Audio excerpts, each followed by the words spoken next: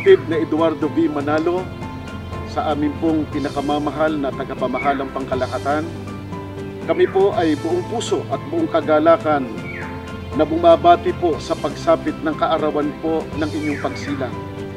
Nagpapasalamat po kami sa Panginoong Diyos sa patuloy po na pag-iingat at paggabay po sa inyo upang lalong mahalin, ipagmalasakit at pamahalaan po ang buong iglesia.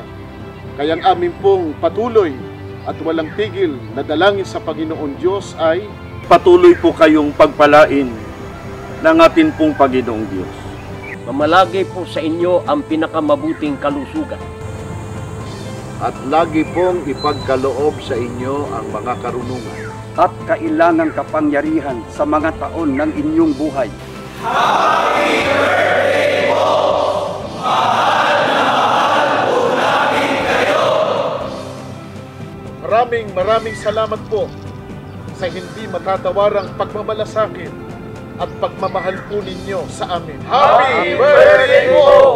Purihin ang Panginoong Diyos!